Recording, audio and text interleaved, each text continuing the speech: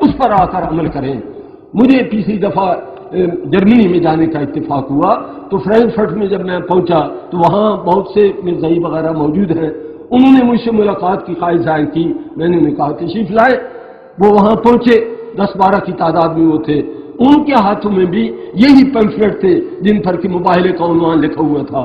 تو وہ کہنے لگے آپ کو معلوم ہے ہمارے امام صاحب نے، اب آج کل وہ اپنے خلیفے کو امام کہتے ہیں، ہمارے امام صاحب نے آپ کو ایک چیلنج دیا ہے مباہلے کا، کیا آپ اس کو قبول کرتے ہیں؟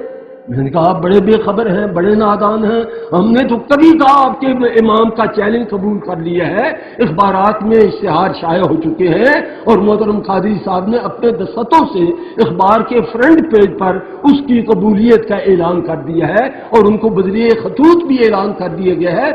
ہم تو بڑی شدت سے 12 ربیع الاول شریف کی اس رات کا انتظار کر رہے ہیں جس رات کا تعین جناب قادری صاحب نے کیا ہے۔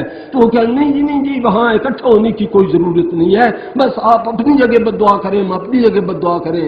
میں نے انہیں کہا بھائی یہ لفظ آپ کے مرزے نے استعمال کیا ہے قرآن کا، یہ مباہلہ قرآن کا لفظ ہے اور اس کی تشریح اور اس کی وضاحت اور اس کے کرنے کا طریقہ اور اس پر عمل کرنے کا طریقہ قرآن نے خود بتایا ہے۔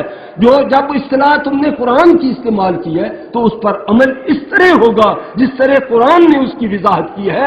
آپ کی منمانی تشریح ہم ماننے کے لیے تیار نہیں ہے۔ تو قرآن نے جو مباہلے کی تشریح کی ہے وہ قرآن کریم کی اس آیت میں واضح طور پر ہو جائے، تعالوا ندعو ابناءنا وابناءکم ونساءنا ونساءکم وانفسنا وانفسکم فنجعل لعنت اللہ علی الکاذبین۔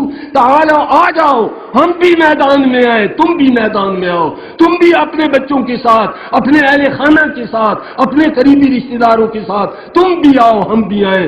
جب ہم دونوں جمع فریق ہو جائیں، ثم نبتہل جمع متکلم کا صیغہ ہے، پھر ہم دونوں فریق مل کر اللہ تعالیٰ کی جناب میں التجا کریں کہ یا اللہ ہم دونوں میں سے جو جھوٹا ہے اس پر تیری پھٹکار ہو، اس پر تیری لعنت ہو۔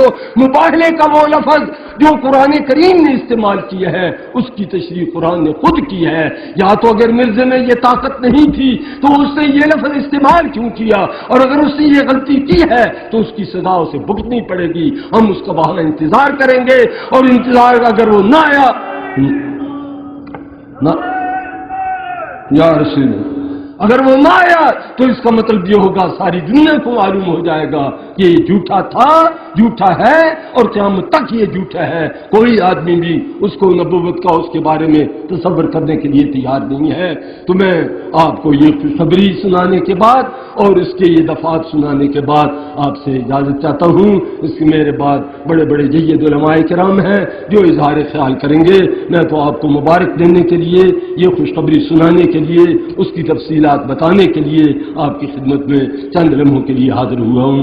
اللہ تبارک و تعالی حضرت قبلہ قادری صاحب کی عمر دراز فرمائے، ان کی کوششوں میں برکت فرمائے، ان کی مساعی کو مشکور فرمائے اور ان کی قیادت میں اس کاروان ملت کو اپنے